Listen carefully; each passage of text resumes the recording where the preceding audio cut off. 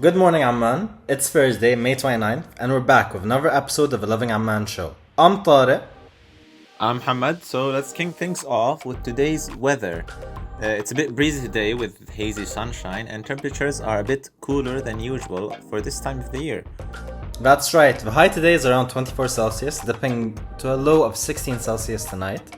So, if you're heading out, maybe grab a light jacket at night just in case.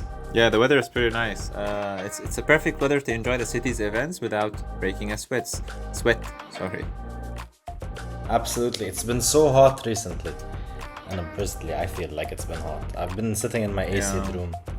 But let's start off with the biggest headline of this week. And it happened today. Drone-on-drone combat on the border. Something straight out of a sci-fi movie, but it's real and our military is doing it. Yeah, I mean, early Thursday, the Southern Military Zone took down a drug smuggling attempt through a drone, with a Jordanian drone. The army detected it, tracked it, and took it out. No games whatsoever. Yeah, the operation was done with the full coordination of border guards, military security, and the anti-narcotics department. The drone was carrying illegal substances, which were seized and then sent to the proper authorities. All we know of how they took down the drone is they used a classified engagement tool. That's the official language from the ministry. So it kind of gets us wondering, what is this weird, mysterious tool they use to kind of keep our borders safe? What do you think?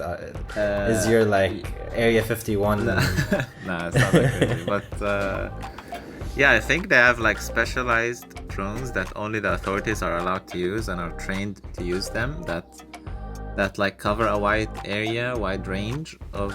Or have wide range of coverage, so basically anything that tries to go through or whatever just gets gunned down immediately. But yeah, that's my thoughts. It's just another reminder that Jordan's armed forces, our army, are not playing when it comes to national security, which is always good to hear. Yep, it's amazing to hear. Of course, we can't talk about our armed forces without mentioning Jordan's Independence Day, which was wild in Abdon, where I live. I could not leave the house at all. I literally could not leave the house. It was hard to go get groceries. The streets were filled with people celebrating. I was one of them. I got caught up in the celebration. Inta, what did you do for Independence Day? I did nothing.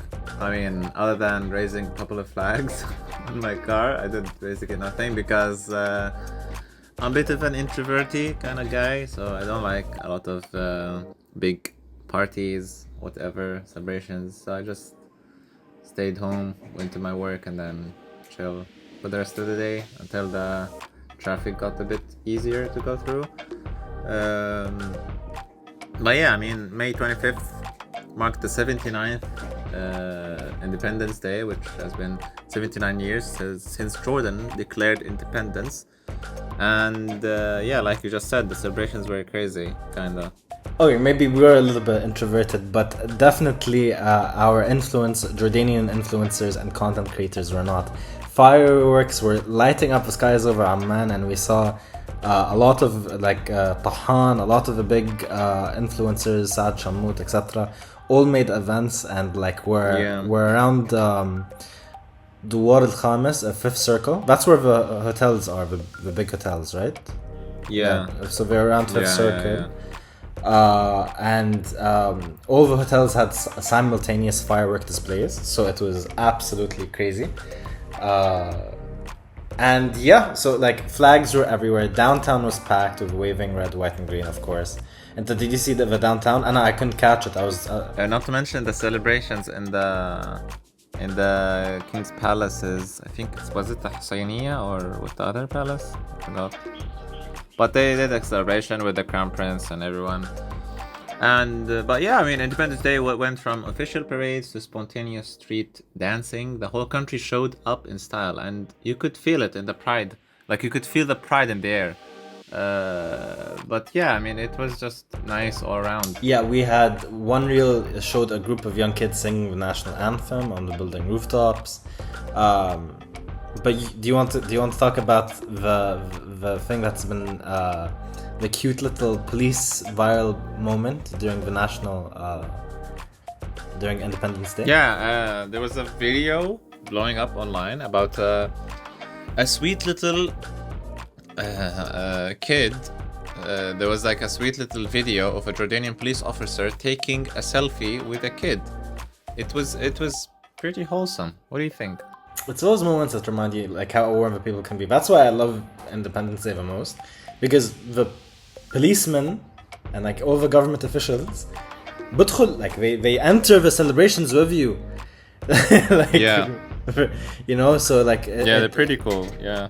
It feels like okay, and no, you realize, you always realize this and you kind of know it, but it makes you realize again, this army and these policemen are your countrymen and this is your country. And I don't know, I very rarely feel patriotic. I'm not that type of guy, but Independence Day is one of those days that really gets the patriotic feelings flowing. Yeah, I mean, and you could tell like the comments everywhere were just pure love for the gesture and just for our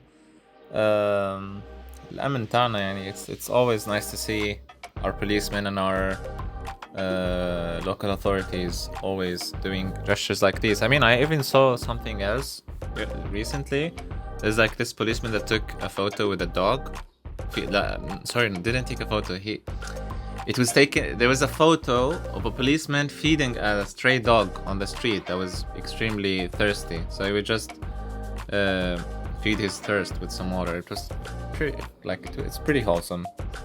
That's so cute. That's so cute. Yeah. Moving on. Let's not forget that video making rounds, showing off the streets of downtown Amman, as always. Yeah, this video was caught was shot in a very unique way. A lot of people are enjoying kind of it takes you down to like street level. You hear the sounds of coins being exchanged, taxi honkings, street vendors shouting. It's quite an immersive kind of feeling of how they shot it. And honestly, there's nowhere else in Amman in the world which is like downtown Amman. Yeah, I mean it's downtown Amman is always special. Yani, no matter what picture or what video you take of it, you will always come up with something unique. I feel like, yani, I've never seen a video of downtown Amman that hasn't been like crazy some way or unique or whatever, because it's just so much. It's so filled with so much. Oh yeah, there's one more thing. We did a poll on how much idea you guys are planning to receive or give this Eid, and the results were quite surprising. So more than 60% of you guys are planning to get or receive to give or receive more than 50 JDs. 13% of you are planning to get or receive 20 JDs. 7% are planning to get 10 JDs, sorry, and 13% are planning to get or receive, to give or receive less than 10 JDs. I mean, it's kind of crazy results. To be honest, I didn't expect that, but yeah, it's worth mentioning, and wish you guys a happy Eid in advance. Now that we've recapped this week, it's time to talk about the weekend. What's on Amman from Thursday, to Sunday. Here's your cheat sheet. Go ahead. Swedish DJ premiere, breakout star. I don't know how to call her, but she's amazing. Dear Jade is hitting Wired tonight with some deep house and spiritual techno vibes. That's how she describes her sets. This is a big thing. This is if you're into the techno scene, if you're into the clubbing scene, this is the event of the month.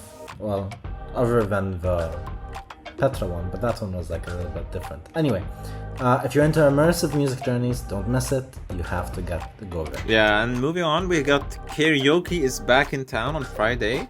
The Egyptian rock band never disappoints. Expect bold lyrics, loud guitars, and lots of fans singing along. So make sure you hang around. You hang around to not miss it. Yeah, there's also a cello and piano concert for those uppity. I don't know. I hope that's not a bad way to describe it, but like people who really enjoy classic music. There's a silent piano concert tonight for those looking for something more low key. Details are on the article to check out. Yeah, and Saturday is all about Tawasul 2025, a cultural and artistic gathering at King Hussein Business Park. Make sure you don't miss that as well. And Friday, Amman's bringing some feminist love with Women's Race to the city. It's empowering, energetic, and a great community project. Even if you're not running, show up and support. You won't regret it. Yeah, and don't forget Souk Jara on Friday next to Rainbow Street. It's always packed with local crafts, eats, and live music. It's your perfect bazaar, basically. أنت رايحة سوق جارة صح؟ Yeah, most likely. You have to. It's amazing. Yep. Everyone has. Yeah, might meet me Absolutely there, amazing. boys. That's and a- girls. Yalla. And that's a wrap on this week's Living Amman show. If you're heading to any of these events, don't forget to tag us. We will share your tags. We love seeing your stories. Stay safe, stay proud, and stay vibing. See you guys next week. Thank you for tuning in into the Loving Amman podcast as part of the Augustus Media Podcast Network. Please hit that subscribe button wherever you get your podcasts from.